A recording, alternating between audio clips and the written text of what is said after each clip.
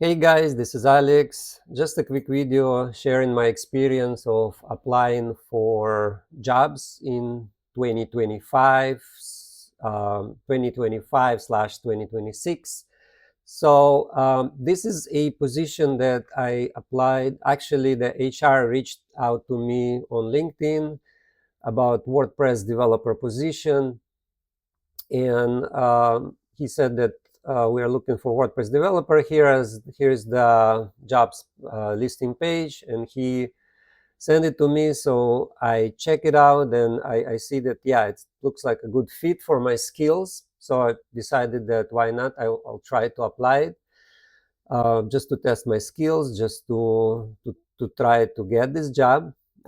Then from the beginning, he also informed me that the salary for this position is between 20 to 30,000 per annum, like annual. So 20 to 30K a year. And I thought, yeah, it looks like lower than the industry standard, but why not? Just to practice my skills. So I decided to try. And this one was November last year. So at that time, as you remember, the LLM models were not so sophisticated. We didn't have Opus 4.6 or anything like that. And when I received their assessment, so this is what you see on my screen is a assessment, a task for this position. I immediately noticed that, yeah, it's all written by AI, of course, so it's in MD format. And here's what they expect you to do to test your skills, right? So you need, number one is you need to answer this question, why. First is package optimization. While executing the build command, you will notice that the resulting plugin zip file is considerably large. Identify the issue and implement a solution to reduce package size. And then they give you hint here, consider external dependencies. Then the second task here, implement Google Drive admin interface React implementation. So this is like all about implementing a front end, basically, interface, right, using React. So what it should handle: internalization and UI state management, credential management. I'm not going to read all of this here, but basically it should display some fields. It should authenticate user using OAuth, Google basically authentication with Google Drive. It should save the credentials. It should save the tokens securely. Here, like if you continue reading here, this is what they expect, right?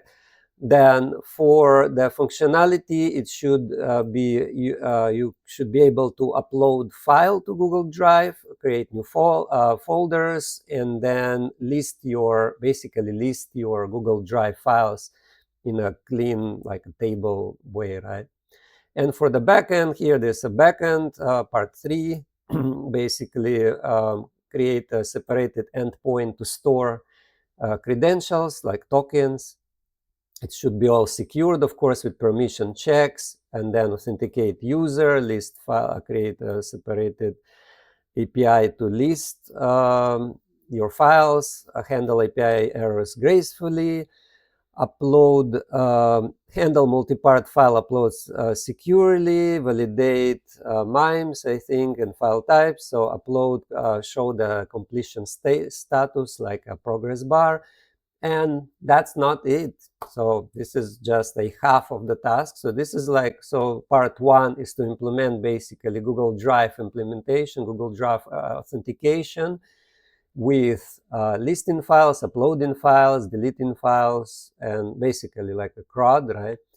And storing credentials securely using the backend, using REST API endpoints, using tokens and refresh tokens, like when the token expires, basically provide a new secure token. And for this, there is a library that there is a Google Drive library for PHP, I think. And the second task is post maintenance admin page. So this task is more about to to create a something like a scanner, like how you can call it, like to scan all the posts, scan all the content, all the posts, and update their meta description. So, and this looks like it's not, it doesn't look like very difficult, but there is a requirement here that it should have a background processing even if user navigates away. So it means that it needs to be something like a cron job or something like this, something that even user started this task, after this they click away, it should still continue to process. And what's interesting is that I've done this thing just somewhere like the same time, like November. I was working on a similar functionality where you process a big amount of data and then implement this. So I had some nice foundation for that. And then the last task is not the last, but the next thing is that I implement WP-CLI. So this one is basically should be not that hard as long as you finish this one. And then number 9, number 10. So number 9 is a little bit different also task, is that implement dependency management and compatibility. So implement measures to prevent version conflicts with other themes and plugins. So basically, in the simple words, is to have something like a scoping, prefixing, prefixes for vendor packages, right? So namespace, here they mention consider namespace isolation and dependency scoping. And then 10 is unit testing. So you need to write unit tests, see if functionality works. Here, I'll just keep scrolling down. So follow WordPress best practices. And there are some just notes here that it needs to be secure, code instance, performance, error handling. And that's all. So these are like 10 things here. And for this, they expected, they give you something like 1 week, I think, to implement that. So at first I thought that, yeah, this like looks like nice task just to practice your skills. So I jumped in it on it, and I started to implement, write it myself with a little bit of help of AI, just to get comfortable, with this task. So I jumped into started to create a REST API endpoints, and then so I started to work on that, and then I started to work on a front-end implementation and wrote some React here, like interface. And of course, I started with the page, right? So with at the beginning, there was already page. They give you something like a skeleton, like a foundation. And after, I think, 3 days, I already had working functionality for this first part. And then the next task about post maintenance page, when you scan a big amount of posts, it got really tricky. I encountered some issues, but with the help of AI, I was still able to implement it. And here's the result, right? I got it work. So user authenticate here. I'm not going to show you all the user flow, but this is the result of my work, basically. So user can choose and upload files here. They can create new folders. It will appear in your Google Drive. I tested all of this, and then here it will just list you with your existing files in your Google Drive, and from here you can download or view it in Drive. So this is exactly what they ask in their task, that it should list also size and date of these files. And I implemented all of this, and there's pagination here. As you can see, there's load more.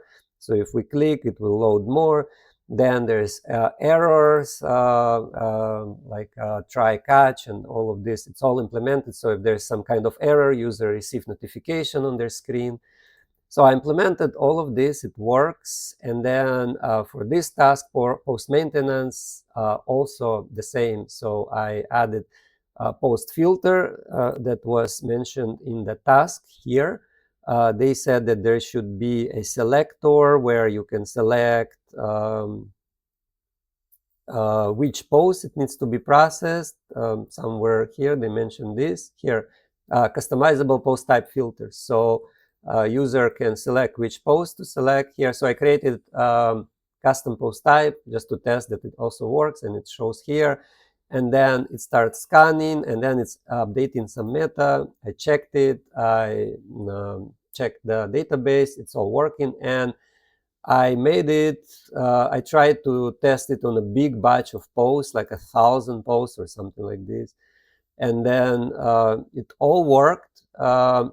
It did not work, I think, fast enough, but for this large amount of data, I think that's good enough for the speed, and then user can actually navigate. So as here, as you can see, scan completed, all the 1,000 posts are processed.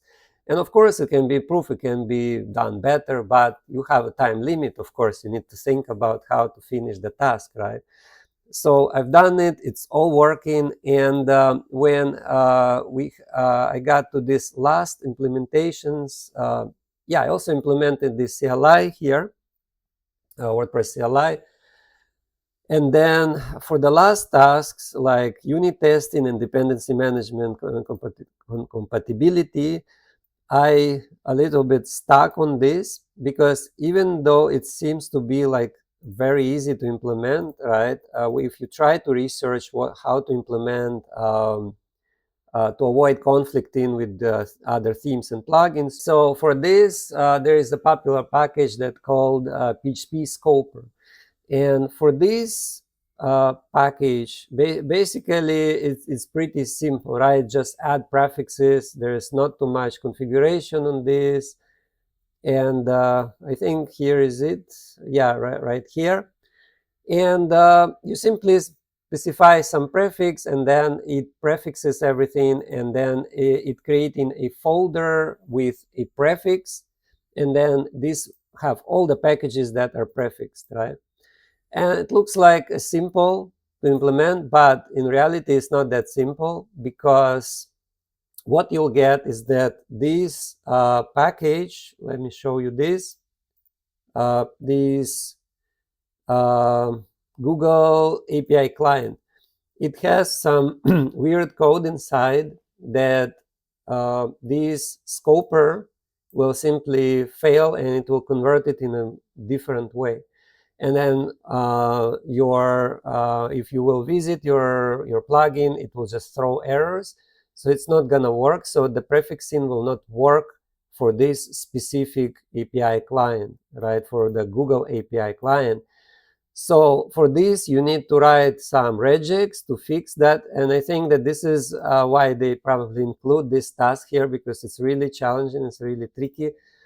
And let me just open it here. And this is so how you implement it, you need to write something called finders. And this is using like a Symfony framework. And here you will specify, let me just scroll it down. Yeah, right here. This is where you will specify some regex patterns that should be ignored or should be processed differently. Specifically this part with Google API client aliases, right? This part here, this is where PHP Scoper will fail. This is where it will struggle to prefix properly these aliases. And I spent a lot of time trying to fix it, even with LLM, even with AI. It was really challenging. But in the end, I tried to make it, and it worked, but it was not perfect. But in the end, it worked, and I got this vendor prefix here. And that time, my time was running out already. I had like last day, so I decided that it's fine. I'll submit it like this. I did not have enough time to write proper unit testing. And by the way, getting back to all these tasks, the first task was actually also tricky, that when they ask you for a build command. So for this, they're using Grunt, right? So I did not work with Grunt before too much. I work with npm and gulp and all of this, but Grunt looks like straightforward. And basically, it's a task runner, and then it compiles your files and then minifies them and doing all of that. And when they first handed me this plugin, this test, this archive with this plugin for this assessment, when you try to run this Grunt, it simply doesn't work. It simply fails. And when I try to check in npm in node packages, a lot of packages were very, very outdated, like 3-year-old or 6-year-old outdated. So I spent a lot of time just like trying to make it all work, trying to update everything to the latest version. So the plugin that they give you, the foundation, looks like it's a 6-year-old foundation. So this already took me a lot of time just to figure out like what dependencies they are using, and some dependencies were very outdated, very out of date. So I spent time fixing them, updating them. Then once I've done, the implementation was like very simple. Basically, the question here, why the package was so big, is that because it was including all the Google API. Let me just go back into this composer.json, and then this Google API client. This package is very, very big. It includes all APIs, like for example, YouTube API, and then Google Maps API, and Google Drive API. And for this project specifically, you only need Google Drive. So, and it was bundling and including all other APIs. So for the first question, it's very simple. There is a property that you can use that it would basically allow you, I think this one here, extra, that would simply make it add only this API that you need here in this array. So you exclude everything else and keep only this. So the final bundle is very small. It's including only one dependency instead of like a whole package. So that's just about the first question, right? So the first question was also tricky because of this outdated Grunt dependencies, but I got it solved. Then I jump into the second. So, and as you can see that this is what they expect you to write. So full front end, full backend, and then error handling and all of this. And for this, they give you around a week. And maybe if you don't have AI, it sounds a little bit unrealistic to implement it. Maybe only if you've done it before, maybe you can make it this fast. But if you've never done it before, like that would be like really, really hard to implement. And anyway, I was able to solve all of this, and I decided that I'll try to send it to them anyway, even if I did not make it perfectly. There was some maybe some issues, and then the unit testing, I did not write properly, but everything else was working. And as you can see that all the functionality, I got it work, and then all the questions, I got it answered here in the answers. And I sent it to them, and they said, great, thanks for applying, and we'll get back to you. And after that, I haven't heard from them anything. And probably around a week or something like this, I got an email that thanks for applying, and then we'd like to inform you that this position is currently on hold. So, but don't fret. We will keep you in mind. Just if there is some other openings, we will let you know, and that's it. So goodbye.